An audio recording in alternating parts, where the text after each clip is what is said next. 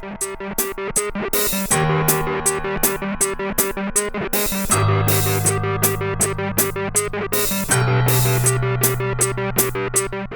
welcome to Misfit Union. Today I'm going to show you some wheels I purchased from Japan. Some classic OZ Monzas, I believe. And how I restored them to a nice finish. Fresh paint, cleaned up a whole bunch of chips on the face there. That's the main reason I decided to restore them. And then hand polished the wheel lips. Now you might be thinking, which car are these for? These are for the Alfa. They're a classic wheel for the Alfa 75. But you might see behind me, I've got a very similar wheel. And this is the Speedline, so it's not OZ. This is an old Speedline Alfa Romeo wheel. And it is very similar in design, as you can see. However, this is one piece, and it had little plastic Speedline bolts or little rivets that went into it, which I need to find a replacement for. And this one is a proper three-piece, which I've still kept together with the seal, but it's, yeah, it will come apart in three pieces, and I can replace the lips to make them wider if I want to in the future. But I thought before I do that, I'll clean them up, see how they look in the car first, and then go for wider sizes maybe from there. So yeah, stick around and see how I transform these wheels from crusty to nice. So for this, I decided to start videoing on the fourth wheel. So I thought, well, the first one I really didn't know what I was doing. Second one, I kind of figured out a little bit more what I was doing. And the third one I did a lot quicker, more efficient. It came out pretty much the same.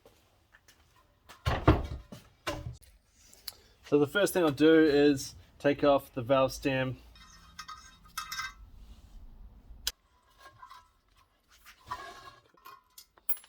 Okay. So, two things just fell off then. On this side, the valve had two washers. One was a plastic and one was a metal. I know from previous experience in taking photos that the plastic one is the side that goes towards the wheel, or the inside of the wheel, and then the metal on top.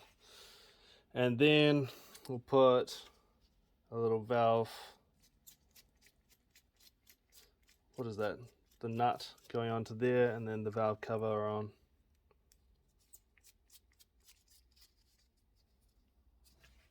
Sweet. For each of these wheels, I've been putting all of the hardware into a separate bag.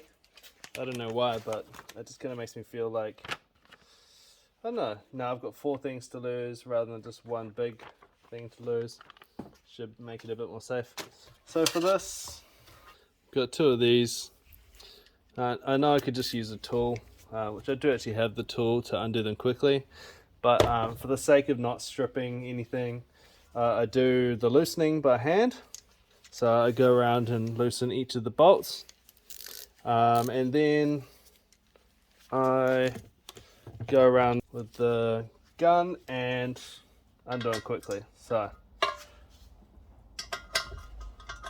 sockets on each side of it, and then lefty loosey. Oh, this is tighter than the other one. Cool.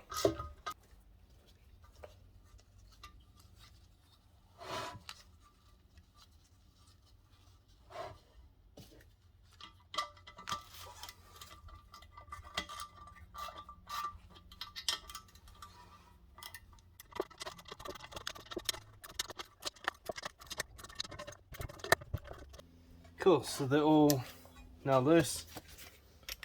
Take them out with this.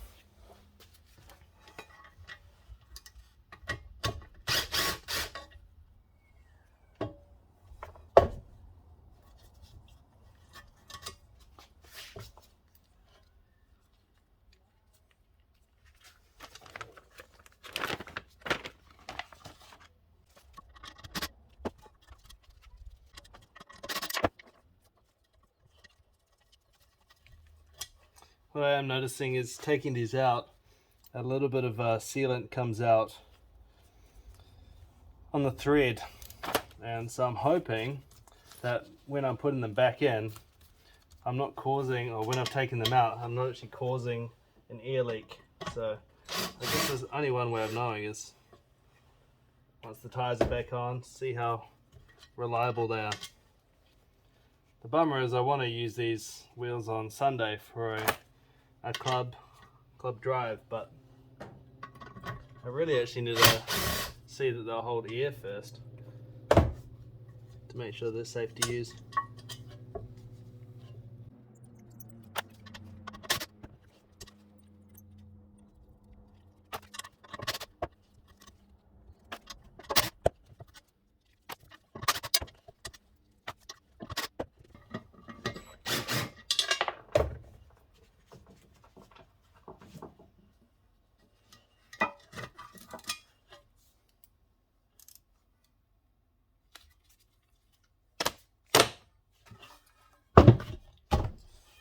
Choice. Now that all the bolts and hardware are removed the OZ Racing.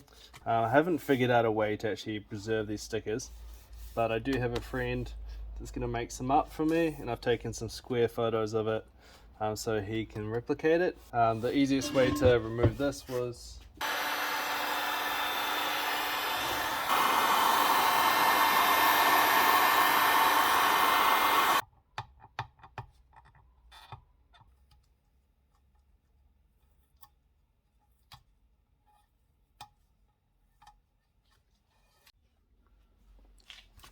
so the first one that I did, I started on 320 grit wet and dry sandpaper, but because this has all got it's got a coated surface, which makes it last a lot longer, but the coating is actually what's worn down. As you can see, it's kind of got the worm and whatever you want to call it. This is actually not too bad. This is one of the better wheels.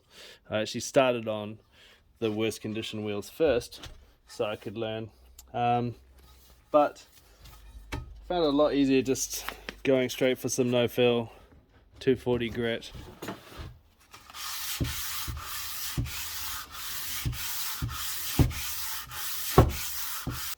So as you start sanding, you'll notice that that you'll have a whole bunch of kind of spots left over from coating. In fact, if I just bring it closer, let's have a look. You can kind of see how the sandpaper's touched some parts, just because of probably my finger pressure, going like this, and then other parts will just take a bit longer to reach them. But yeah, you need to keep sanding for these. I've found just in a uniform motion, so going around the wheel. If you start sanding like this, sure, it'll sand it faster if you're doing cross hatching, but look how that's already left a mark on the wheel. Whereas if you sand in motion with the wheel, you'll fix, or at least you won't have to fix all of the scratches later. I'm actually going to put my mask on just because it will get a bit dusty.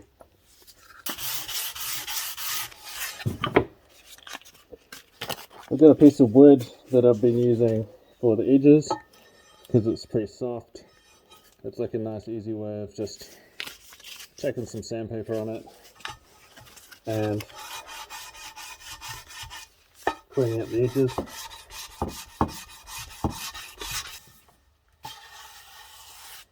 For those parts that keep getting missed, I found it was easiest just to fold the piece of sandpaper and just use it kind of like a knife edge, I suppose, and you can just keep folding so you've got a fresh piece of paper all the time, and that helps wear it down nice and quickly.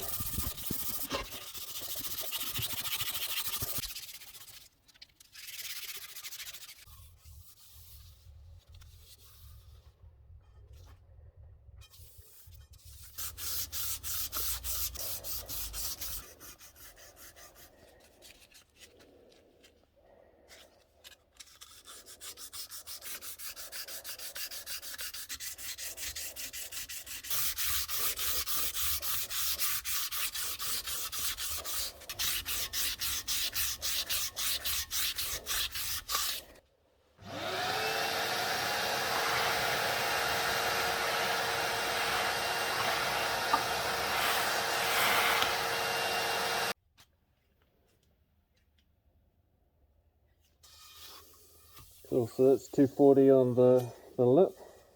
Next I'll use one of these and carry on with 240 just on the center.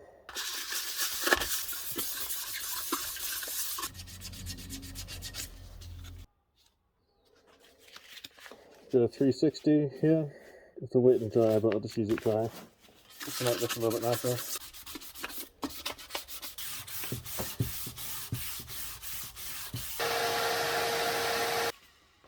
Cool, so next we've got P800. I started with the paper dry and then I added water halfway through.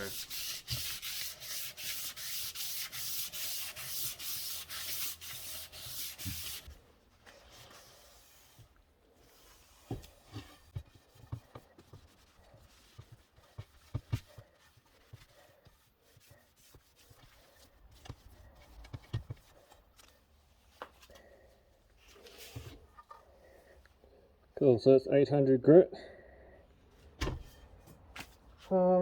Next we've got the 1200. Do wet again.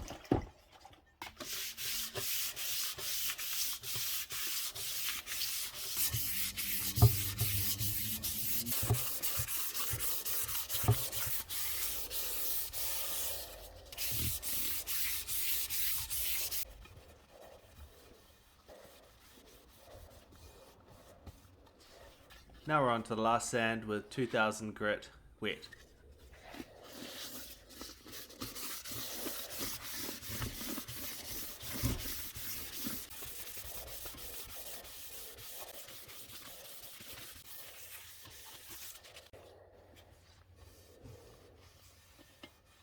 It's the end of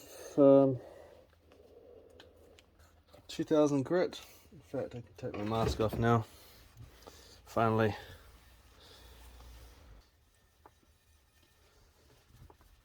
My last step is chuck some autosol on it just to polish her up.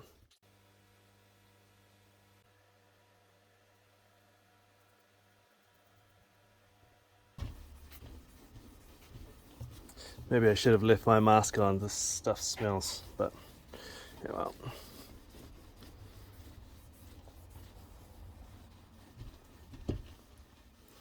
I love how it just goes black with the oxidization kind of, I guess. And then use like a clean side of the towel to kind of make it look beautiful.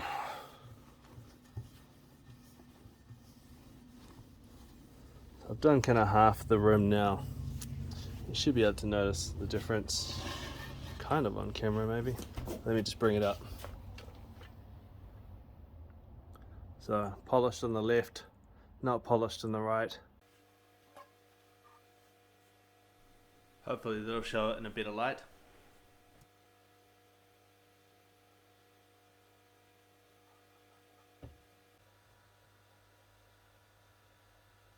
Cool, so we need to do that. Some tape.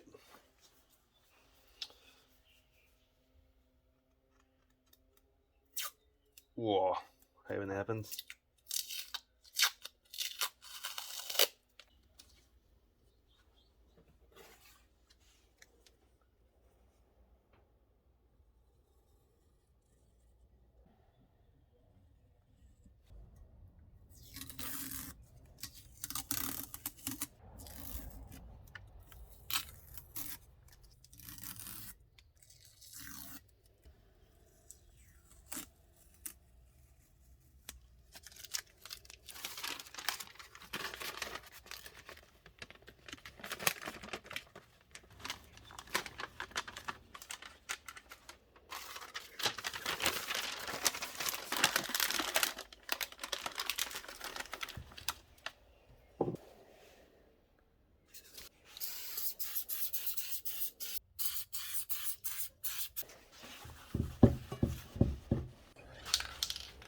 So for painting, first up we have etch primer. I only had SCA, but it should be the same as the Lindar. I did 3 coats of this, kind of like one light one, another light one, and another bit more heavy one.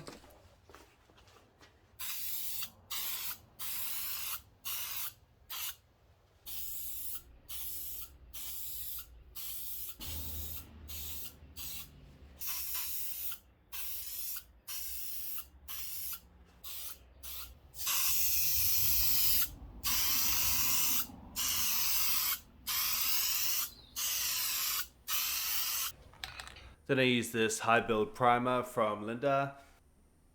I did about 4 or 5 coats of this to give a pretty thick coat, because you need to sand it afterwards with 600 or 800 grit sandpaper.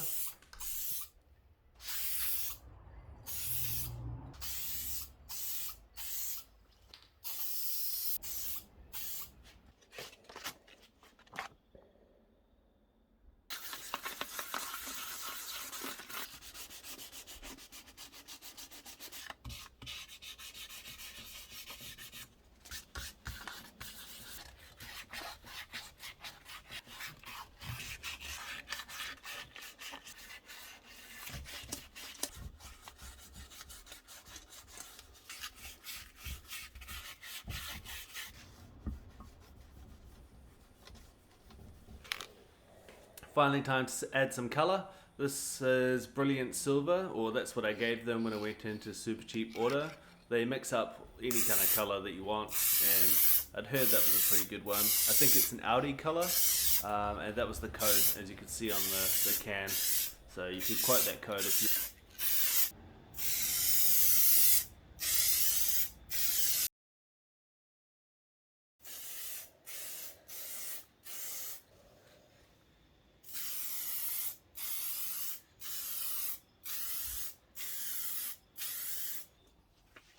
So this is kind of the more exciting part, taking off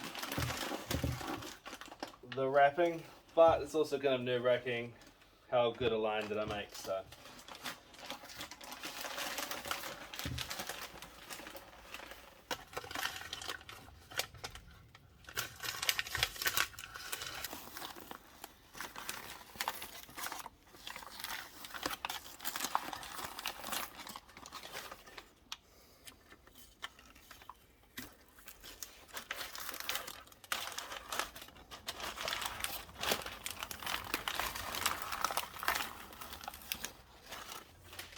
came off pretty nicely.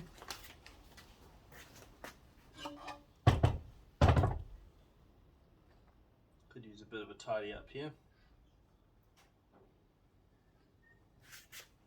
Pretty good.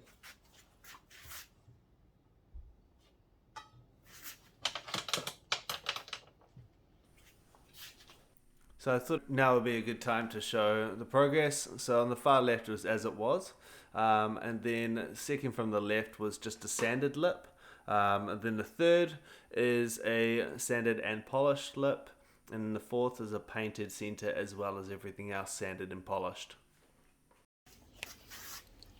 So the paint job's not perfect, as you can see it's a bit of orange peeling, but I think for wheels it'd be fine. You're not up too up close, especially when you're rolling. And come back a little bit. Nice from afar. So next job that I've been working on is I have a whole bunch of nuts and bolts from the wheels to tidy up. I've been trying a few different things from what I've read on the internet, and this is how they came out. Left polished and right as it came off the wheel. So the thing that I've come up with for me is just use some auto sol. Super easy.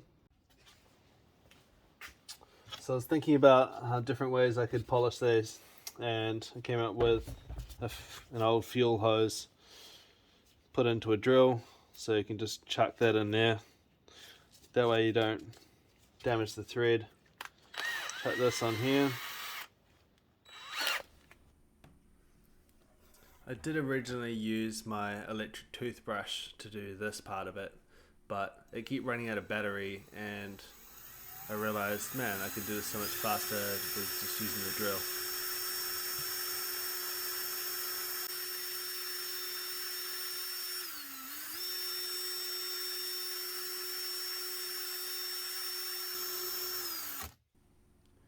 So the final polishing takes about 20 to 30 seconds per bolt.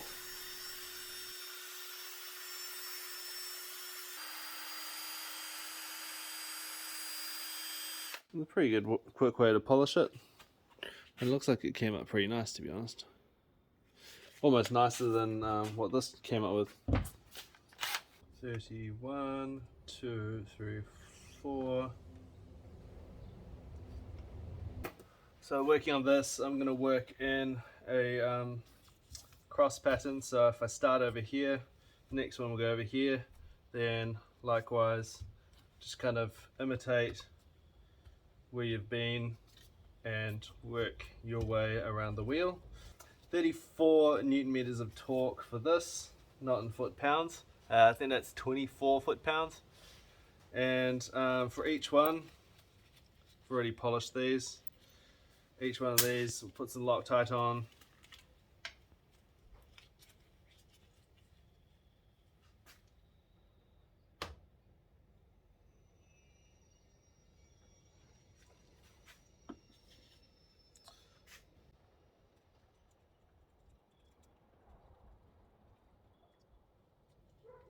Cool. Then fire in the hole. For this part, I do them up by hand.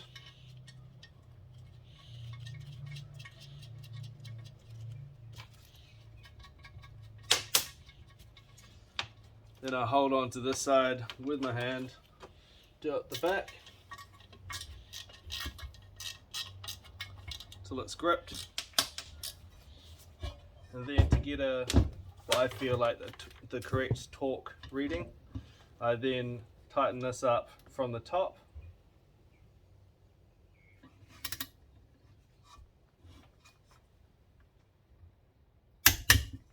Nice.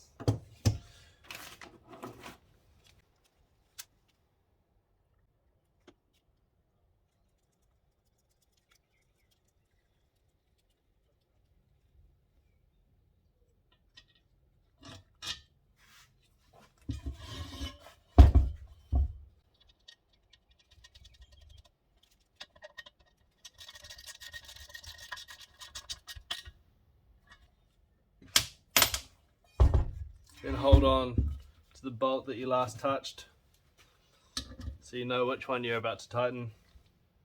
It gets quite confusing when you've got heaps there. So.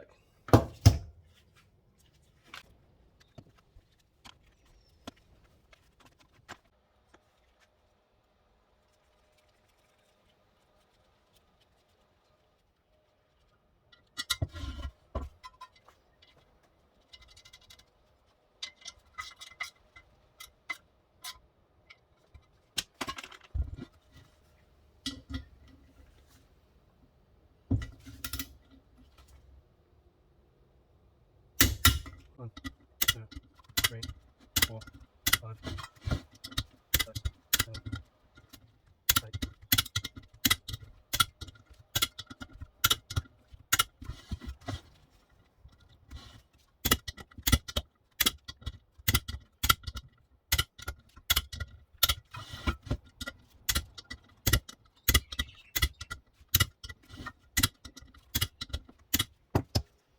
Cool.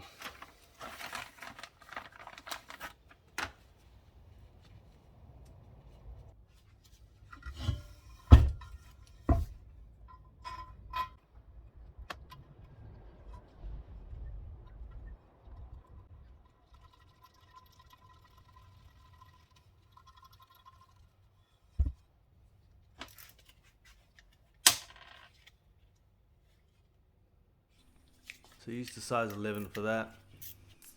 And I believe I might have tightened these a little bit too tight. It's supposed to be, I think, like 5 Newton meters or maybe like 10 foot-pounds, roughly that.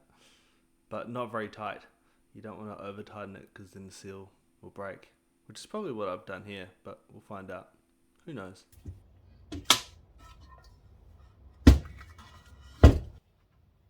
Choice.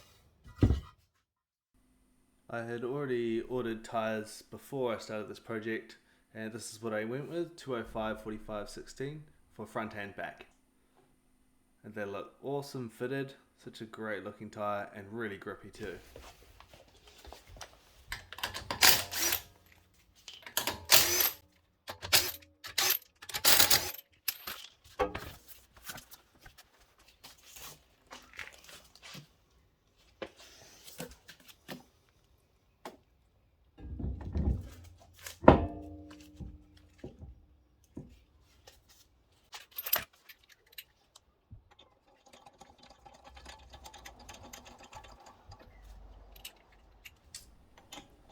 This is the point that I realized that I had the original nuts and they don't actually fit the new wheels, so I ordered, luckily a few weeks ago, some of these with a slightly deeper insert. Remember, if you're ordering new wheel nuts, make sure that they've got the correct taper to match on the wheel insert. If you've got a flat insert, then use a flat nut. Otherwise, if it's got a taper of say 60 degrees, make sure that your wheel nut also has the same taper. Otherwise, it's super dangerous. Once the car was on the ground, I tightened each wheel nut up to 101 Newton meters with the torque wrench, which is the recommended tightness for this car and probably a lot of cars, but check your torque settings. Cool.